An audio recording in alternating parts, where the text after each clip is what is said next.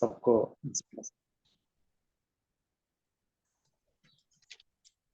4 महीने के बाद प्रभु का वचन सुनाने के लिए प्रभु ने मुझे अवसर दिया है। मैं प्रभु का बहुत बहुत धन्यवाद देता हूँ। पिछले 4 महीनों के अंदर प्रभु का अनुग्रह हाथ मेरे ऊपर बने रहा, इसके लिए धन्यवाद देता हूँ। जैसा आप लोग जानते हैं, पिछले करीब 3 महीने से एक सिंगल के घर पे मैं आराम कर रहा है। उस समय प्रभु का अनुग्रह मेरे ऊपर हुआ है और मैं प्रभु का धन्यवाद देता हूँ। साथ साथ आप लोगों ने मेरे लिए प्रार्थना किया और भी कर रहा है, तो आपको भी बहुत आशीष दे। प्रार्थना में एक दूसरे के लिए एक दूसरे को याद रखें। अभी भी पूरी तरह से ठीक नहीं हुआ, शरीर में बहुत ज़्यादा कमजोरी है, असली का साइड में बहुत ज़्यादा दर्द है। आप लोग और भी मेरे लिए प्रार्थना करें। आइए वह सबों को प्रभु यीशु मसीह के प्यार भरा नाम से नमस्कार। जो समय में इस माध्यम के द्वारा प्रभु का दास लोग परमेश्वर का जीव वचन हमें सिखा रहे थे। हम बहुत सारा आत्मिक आशीषें इस वचन को, इस प्रोग्राम के द्वारा, इस वचन के द्वारा हमने पाया है। और इस वचन जितने हम सुनते हैं और हमारे जीवन में लागू कर विश्वास में मजबूत होगा, हमारा इस छोटे से जीवन के द्वारा प्रभु का नाम को महिमा मिले।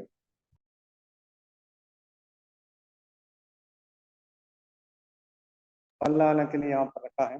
हमारे जीवन के द्वारा हम प्रभु के लिए फल, जो आत्मा का फल हमारे जीवन में आया है।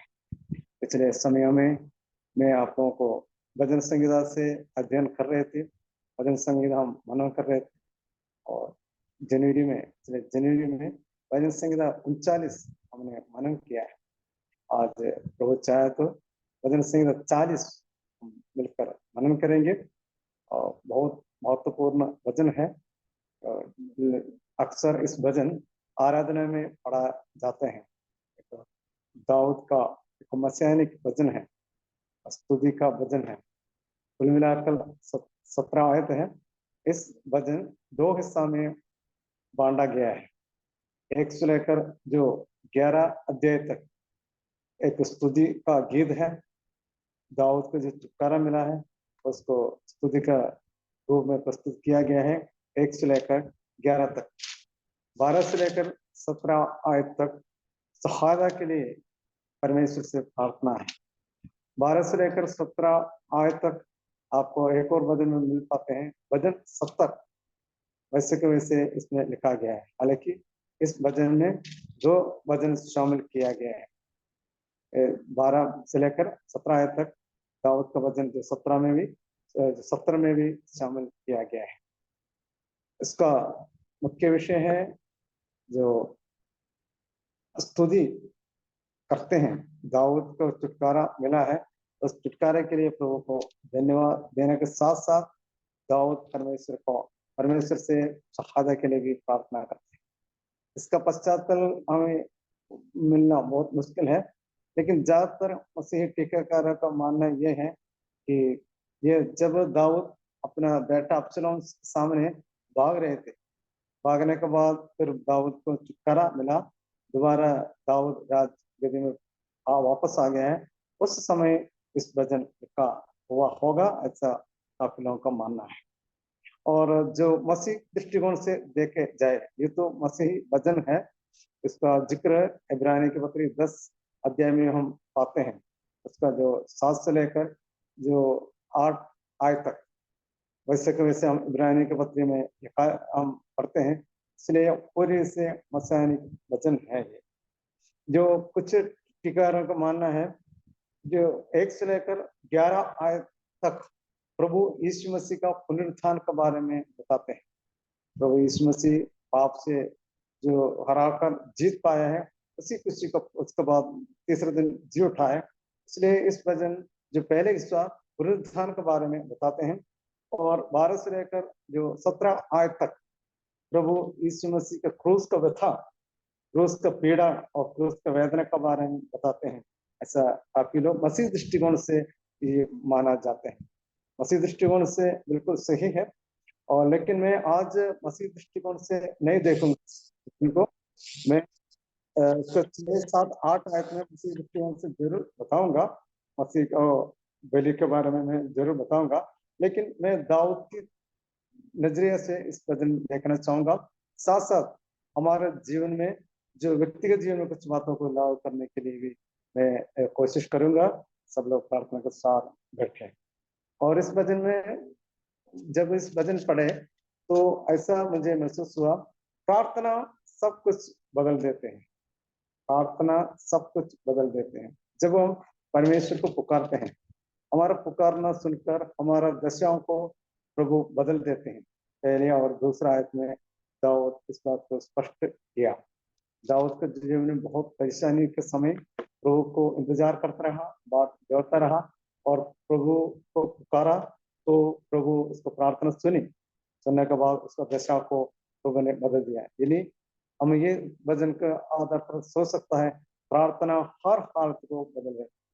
जीवन में परेशानी कितने भी हो, हम प्रार्थना करें तो हमारा हालतों को प्रभु बदल देते हैं। जो जितने पिछले समय में मैं भजन संगीत सिखाता हूँ, काफी बार इसको जिक्र किया गया है।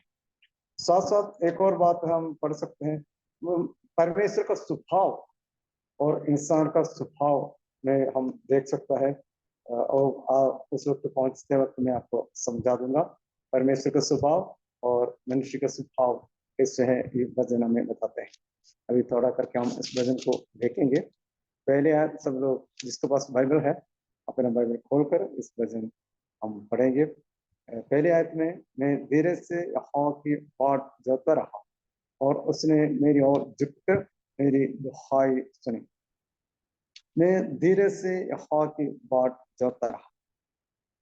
ये तो मैं पहले बताया, मसीहानिक तरफ देखा तो प्रभु यीशु मसीह का आवाज भी हो सकता है, लेकिन यहाँ पर डायरेक्टली राजा दाऊद का शब्द है। दाऊद क्या कर रहा था? धीरे से, बहुत समय से इंतजार करते हुए, धीरे सहनशील में रखते हुए यहोवा की बाट जोता रहा। हम परमेश्वर के पास आते हैं, प्रार्थना भी करते हैं, लेकिन कई बार हमारा जो प्रार्थना को उत्तर नहीं मिलता। हमारा इच्छा क्या है? जब हम प्रार्थना करते हैं उसी वक्त हमें उत्तर मिलना है, ऐसा विचार रखकर हम प्रार्थना करते हैं।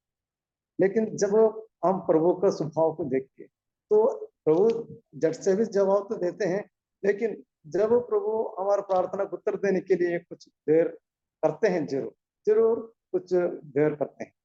प्रभु क्यों ऐसा करते हैं? हमारे सहनशीलता को प्रभु देखते हैं, कितना तक इस चीज का उसको जरूरत है, प्रभु देखते हैं। हम प्रार्थना में हम धीरज धरना बहुत जरूरी है। जब परमेश्वर ने इब्राहिम को वायदा दिया संतान का, और धीरज से बाट जोता रहा। 25 साल का बाद उसको इसहाक को मिला।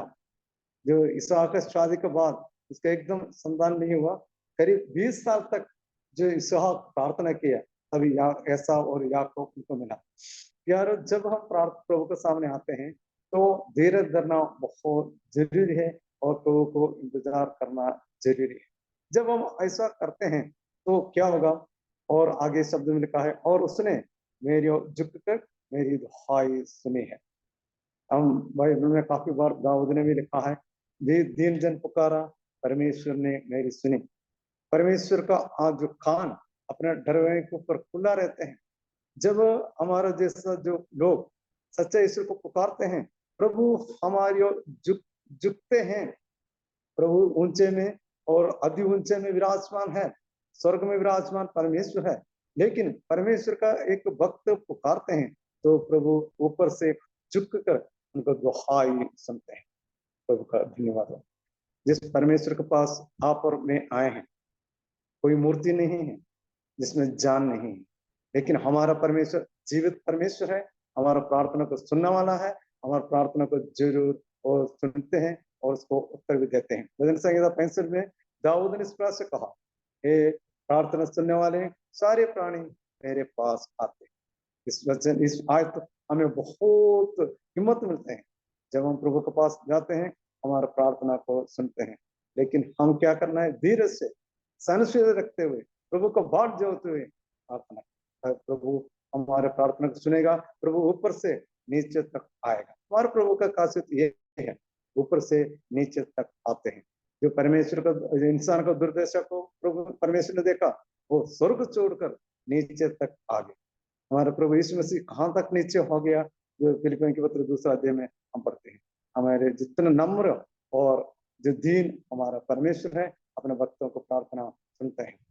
और दूसरा आयत में दाऊद अपने दशा को किस तरह से प्रस्तुत करता है। उसने मुझे सत्यानाश के गड्ढे और दलदल के खींचने से उबारा। दाऊद का दशा किस तरह से है, हमें मालूम नहीं। इनके चारों तरफ दुश्मन से घेरे हुए होंगे और उनको नाश करने के लिए काफी लोग होंगे, लेकिन ऐसा दशा था।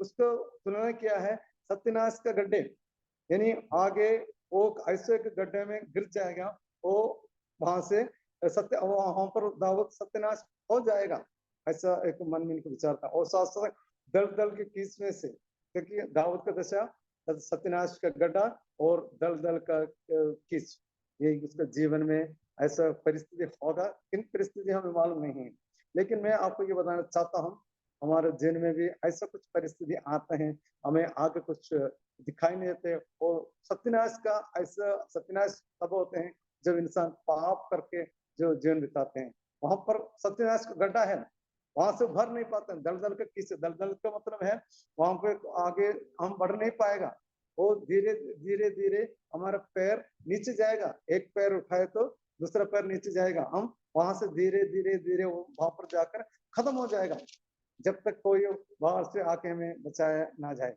ये सही बात को इस दुनिया का धर्म को बताते हैं। धर्म और जो इंसान का दशा, हर एक सिर्फ यहाँ पर दाऊद का दशा नहीं, जो हमारा दशा नहीं, सारा संसार का दशा ये है। सारा संसार पाप नाम का सत्यानाश के गड्ढे और पाप नाम का दलदल के किस्म है, लेकिन उसको भरने के लिए धर्म तो बहुत बातें बताते हैं। तुम ऐसा क्रियाक्रम करो, तो अच्छा काम करो, तो नाम जपो। कहाँ पे किस दिशा में, सत्यानाश के गड्ढे में रहकर, दलदल किस में रहकर जो धर्म उनको सलाह देते हैं, तो ऐसा करना है, ऐसा करना है। लेकिन ऐसा बोलने से कोई बच नहीं पाएगा, वहां से कोई उधर सत्यानाश के गड्ढे में उतरना है, दलदल किस में आके उनको हाथ पकड़कर मारना है।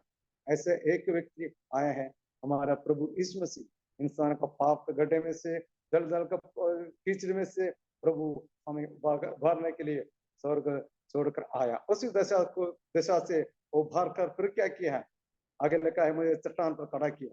जो पहले शब्द में लिखा है सत्यानाश से गड्ढा से अभी कहाँ पर रखा दिया, तो वाइट जगह पे गड्ढा, अभी इसके स्थान को बदलकर चट्टान पर। चट्टान ऐसी जगह है वो मजबूत, उसको भरोसा कर सकता है और कभी भी हलना नहीं है। उसका जगह पे एक स्थिर आधार पर उस व्यक्ति को खड़ा किया। जो चट्टान के बारे में हम प्रभु के वचन में पढ़ते हैं, वो चट्टान मसीह प्रभु यीशु है। यीशु मसीह में हमें खड़ा किया है, बार कर, और सत्यानाश गड्ढे से बाहर, फिर चट्टान पर खड़ा किए। फिर आगे लिखा है मेरे पैरों को दृढ़ किया। जो हम आगे पर इसके ऊपर पढ़ा दलदल के किस, वहां पर कोई दृढ़ता नहीं है, वहां पर नीचे नीचे हमारा पैर नीचे जाएगा, हम आखिरी में उस व्यक्ति खत्म हो जाएगा। लेकिन वहां से उभार कर दृढ़ किया, उसको मजबूत कर दिया, आगे उनको बढ़ सकता है। प्रभु उसको दाऊद का प्रार्थना सुनकर उस दशाओं को बदल दिया है।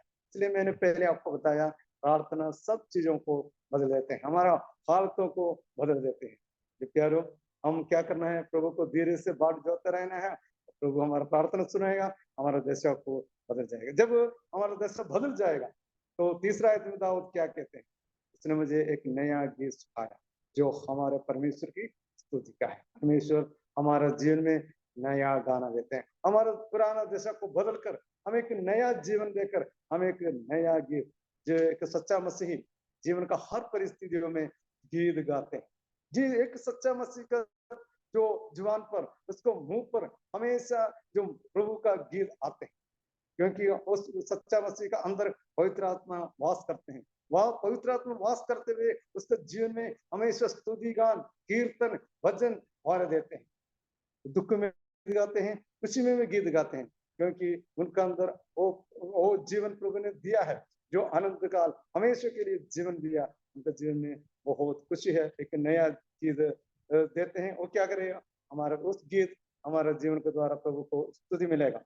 फिर क्या है, बहुत सारे ये देखकर डरेंगे और यहोवा पर भरोसा रखेंगे, यानी हमारा नया जीवन देकर हमारे चाल चलन देखकर दूसरे लोग प्रभु में आएंगे।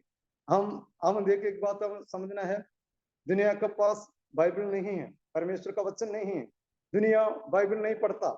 आप याद रखना, दुनिया बाइबल नहीं पढ़ता, लेकिन दुनिया आपको पढ़ते हैं, विश्वासी को पढ़ते हैं। आप जो बाइबल आपके पास प्रभु का वचन है, प्रभु का वचन पढ़कर अपने जीवन में बाइबल वचन को पालन करें, हम सही चीज से दुनिया के सामने एक गवाही का जीवन बिताएं, तो दुनिया हमें पढ़ेगा। अभी लोग क्या करेंगे, हमारा जीवन देखकर, और पुराना व्यक्ति कितने गंदा जीवन बिता रहे थे, पाप में जीवन बिता रहे थे, कैसे बदल गया, वो देखकर लोग प्रभु में आएंगे और फिर लिखा हम लोग प्रभु पर भरोसा रखेंगे।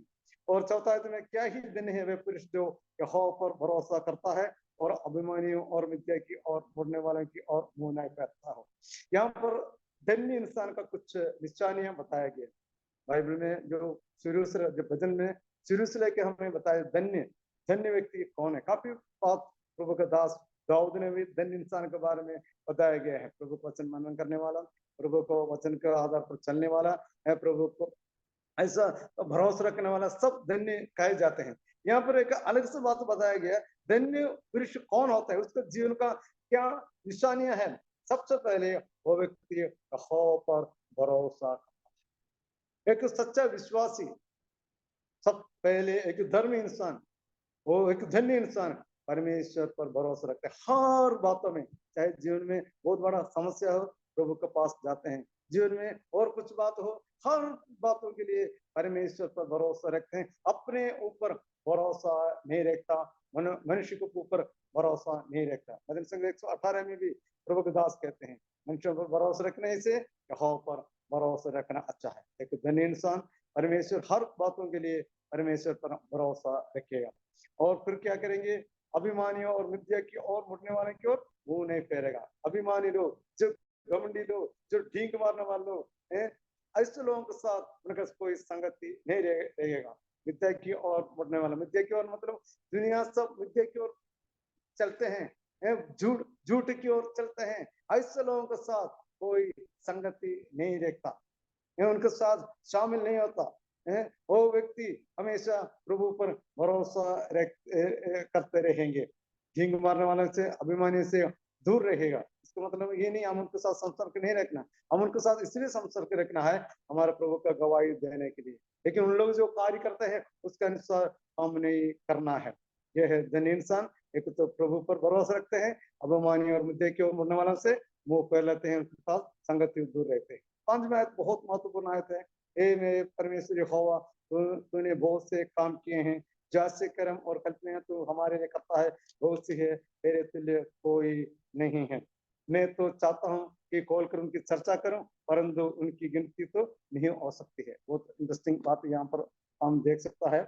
एक तो यहोवा बहुत काम किया है, भजन संहिता 92 के 5, भजन संहिता 139 के 17 और 18, यिर्मयाह 29 के 11 इस सेम आयत हम पढ़ सकते हैं। जो कार्य परमेश्वर इंसान के लिए करते हैं हम गिन नहीं सकता। इंसान के लिए प्रभु सारा भलाई करते हैं, वो कल्पना प्रभु हमारे लिए करते हैं, वो कभी आश्चर्यकर्म प्रभु हमारे लिए करते हैं, बहुत सारा है। यिर्मयाह की किताब पढ़ते हैं, जो कल्पना मैं तेरे लिए करता हूँ वो हानि के नहीं, वो तुम्हारे कुशल के लिए। प्रभु जो कुछ करते हैं, हमें कुछ समय शुरू में इसको हमें अच्छा नहीं लगेगा, लेकिन जो कुछ प्रभु हमारे जीवन में करते हैं वो सब कुछ भलाई के लिए उत्पन्न करते हैं। प्रभु कभी भी किसी इंसान का बुराई नहीं चाहता। वो प्रभु के दास दाऊद कहते हैं, बहुत सारे हैं, बोलकर चर्चा करूं उनकी गिनती नहीं हो सकती।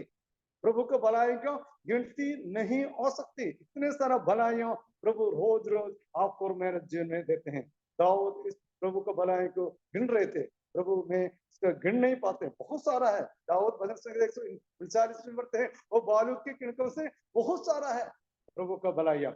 लेकिन हम 12 आयत में एक और बात पढ़ते हैं, जो यहाँ पर इंसान का स्वभाव, 5वां आयत में प्रभु का स्वभाव जो इंसान के लिए बहुत सारा भलाइयों प्रभु करते हैं।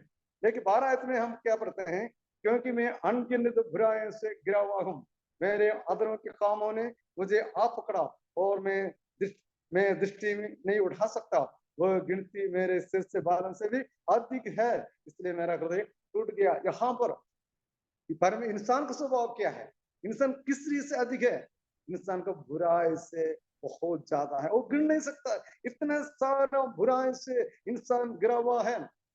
परमेश्वर का दास जो दाऊद ऐसा बोल सकता था, हमारे जीवन में कितने कितने बुराई हैं, वो भी अनगिनत है। परमेश्वर में परमेश्वर को भलाई अनगिनत है, परमेश्वर का आश्चर्यकर्म अनगिनत है, लेकिन यहाँ पर दूसरी तरफ इंसान का बुराई अनगिनत है। लेकिन प्रभु का धन्यवाद हो, प्रभु हमारे बुराई के अनुसार व्यवहार नहीं करता। जब मैंने इसको मनन किया तो मुझे बहुत खुशी हुआ। इंसान इतना बुरा, इंसान को बुराई गिन नहीं सकता, लेकिन प्रभु हमारे ऊपर दया करते हैं। भजन संहिता 130 में प्रभु के दास एक बात हमें बताते हैं। भजन संहिता 130 का 3 और 4 आयत में इस प्रकार से लिखा है, हे याव, यदि तू अधर्म के लेखा कामों का लेखा ले तो प्रभु कौन खड़ा रह सकेगा। प्रभु आपको और मेरा पापों का लेखा ले, हमारा अनगिनती बुराई को, अनगिनती पापों को प्रभु लेखा ले, तो कौन प्रभु के सामने खड़ा हो सकता। लेकिन आगे चौथा है, पढ़ते हैं, परंतु तू क्षमा करने वाला है जिससे तेरा भाई माना जाए। प्रभु हमारा अधर्म को क्षमा करने वाला परमेश्वर, कितने भी अनगिनत बुराई हो, वो सारा पापों को प्रभु हम क्षमा करते हैं। भजन संहिता 103 में भी प्रभु के दास दाऊद ने इस प्रकार से लिखा है। भजन संहिता 103 का 10वीं आयत में इस प्रकार से लिखा है, उसने हमारे पापों के अनुसार हमसे व्यवहार नहीं किया और न हमारे अधर्म के कामों के अनुसार हमको बदला दिया है। प्रभु का धन्यवाद। यहाँ पर एक साइड में परमेश्वर का अनगिनत आश्चर्यक्रम, अनगिनत भलाइयां, दूसरी साइड पर इंसान का अनगिनत बुराइयां, अनगिनत पाप है, लेकिन प्रभु हमारे ऊपर दया किया, हमारे पापों को बिठा दिया। इसके लिए परमेश्वर ने एक रास्ता हमारे लिए खोला है। वो रास्ता हम देख सकता है कलवरी क्रूस पर, वहां पर हमारा प्रभु यीशु मसीह आपको और मेरा अनगिनत बुराई अपने ऊपर ले लिया। मैंने शुरू में आपको बताया 12 से लेकर 17 आयत तक प्रभु का दास लोग ये मानते हैं प्रभु यीशु मसीह का क्रूस का मृत्यु को दर्शाते हैं। वो क्रूस का मृत्यु प्रभु यीशु के पापों के लिए नहीं था, आपको और मेरा अनगिनत बुराई के लिए था। वो सारा अनगिनत बुराइयां हमारा प्रभु यीशु मसीह के ऊपर लादा गया। प्रभु यीशु मसीह हमारे सारा पापों को क्षमा किया। प्रभु जैसा प्रभु का दास कहते हैं, वो हमारा पापों को लेखा नहीं लेगा। प्रभु का धन्यवाद हो। 6 से लेकर 7 आयत तक बहुत महत्वपूर्ण है। हमेशा हम आराधना में इस शब्द को इस्तेमाल करते हैं। मेलबली और अन्य बलि से तो प्रसन्न नहीं होता, तो ने मेरे कान खोद कर खोला है, पावली और पावली तूने नहीं चाहा। तब मैंने कहा, देख मैं आया हूँ, क्योंकि पुस्तक में मेरे विषय में ऐसे ही लिखा हुआ, हे मेरे परमेश्वर, मैं तेरी इच्छा पूरी करने से प्रसन्न हूँ और तेरी व्यवस्था मेरे अंतकरण में फंसी हूँ। ये बात को इब्रानी के पत्री 10 से लेकर 7 से लेकर 8 5 से लेकर 7 आयत में लिखा है। इस स्पष्टता से हमारा प्रभु यीशु मसीह जब इस दुनिया में आपको बचाने के लिए आया, उस वक्त बताया गया आयत है। यहाँ पर होम बिल, मेल बिली और होम बिली, अन्य बिली के बारे में बताया गया। और तो पापों को छुटकारे के लिए परमेश्वर ने कुछ समय के लिए दिया गया, लेकिन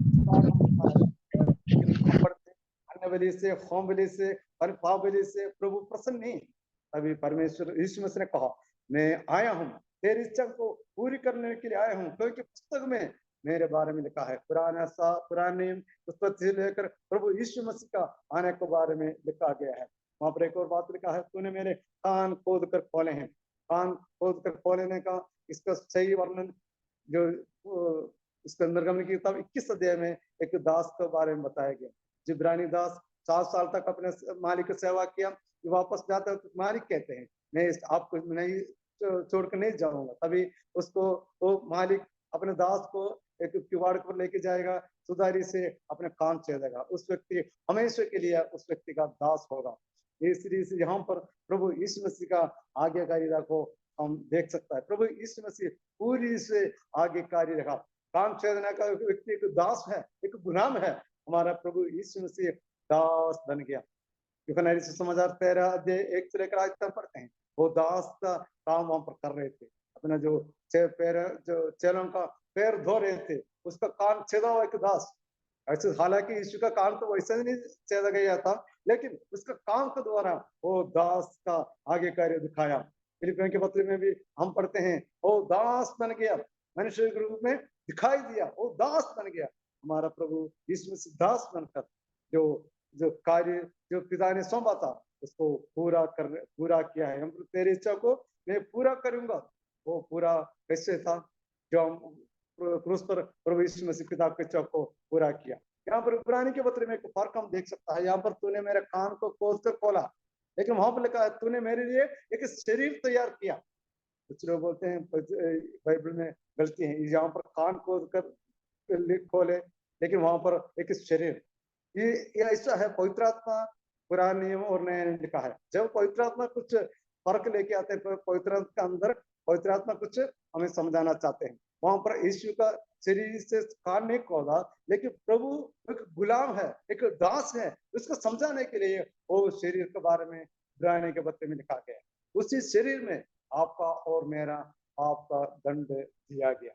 हम रोमियो के पत्र 8 अध्याय में हम पढ़ते हैं शरीर पर पाप का दंड दिया गया। तो दुनिया में काफी होम बलि हो गया था, पाप बलि हो गया था पापों के लिए, लेकिन कुछ समय के लिए वो चलता रहा। लेकिन परमेश्वर को प्रसन्न करने वाला एक ही बलिदान जो प्रभु यीशु मसीह का देह पर किया गया, अब वहां पर आपका और मेरा जो अनगिनत बुराइयां, अनगिनत पाप वहां पर रखा गया, वहां पर पाप का दंड दिया गया। प्रभु आपका और मेरा पाप लेकर क्रूस पर मर गया।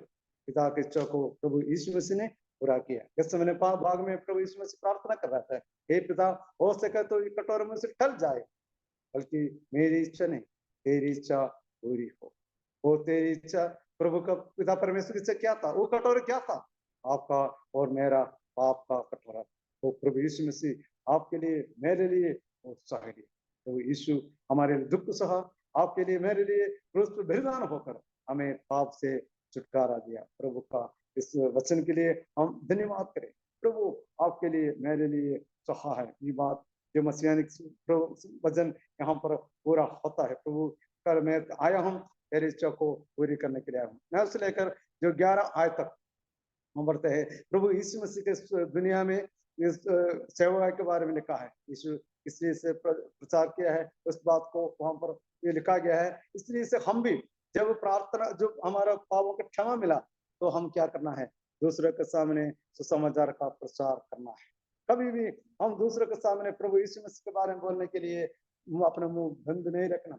हम क्या आजकल सुसमाचार सुनाने के लिए बहुत मुश्किल है, क्योंकि आजकल हमारा देश का भी माहौल बहुत बदल गया। लेकिन जहां जहां हमें मौका मिले, हम जो अनुग्रह हमें मिला, पापों से छुटकारा हमें मिला है, यीशु मसीह के मौत के द्वारा जो अनुग्रह हमें मिला है, वो दूसरों को भी बताएं। क्योंकि हमारे चारों तरफ लोग पाप में अभी भी मर रहा है। उनको पापों को छुटकारे के लिए और कोई रास्ता नहीं है। धर्म उनको दोबारा सत्यानाश के गड्ढे और दलदल के बीच में डाल रहा है। लेकिन उसको भरने के लिए हमारा प्रभु यीशु मसीह है। इसलिए प्रभु हम क्या करना है? हमारा मुंह कभी बंद नहीं रखना। जितने हो सके हम हमारा सुसमाचार दूसरों के सामने बांटा जाए। प्रभु हमें सहायता करे। अभी मैं इस भजन को यहाँ पर समाप्त करना चाहूंगा। तो प्रभु चाहे तो भजन संख्या 70 आए तो जो 12 से लेकर आपको व्याख्या करके दूंगा। आज हमने देखा है जो एक स्तुति का भजन है, मसीहानी के भजन है। प्रार्थना सब कुछ बदल देती। हमारा परिस्थिति कैसे भी हो, प्रभु के सामने जाकर प्रार्थना करें, प्रभु हमारा दशा को बदल देगा। अभी हम क्या करना है? हम प्रभु को स्तुति करना है। और हमने ये देखा है परमेश्वर को भलाई को देखा, अनगिनत भलाई, लेकिन इंसान बुराई में फंसा हुआ था। लेकिन उस बुराई से प्रभु भरने के लिए जो मनुष्य बनकर यीशु मसीह क्रूस पर बलिदान हुआ, जो भी उस बलिदान पर विश्वास करेगा उनको पापों से छुटकारा मिलेगा। फिर हमारा तो हमने देखा है, हम सुसमाचार को प्रचार दूसरे के सामने करना है, क्योंकि इस सुसमाचार के अलावा और किसी को छुटकारा नहीं मिल सकता। ये हमारा मुंह बंद नहीं रखे, हम आगे सुसमाचार सुनाते रहे। तो आप सबों को आशीष दे। मुझे सुनने के लिए आपको बहुत बहुत धन्यवाद। तो आप सबों को आशीष दे, उसके नाम की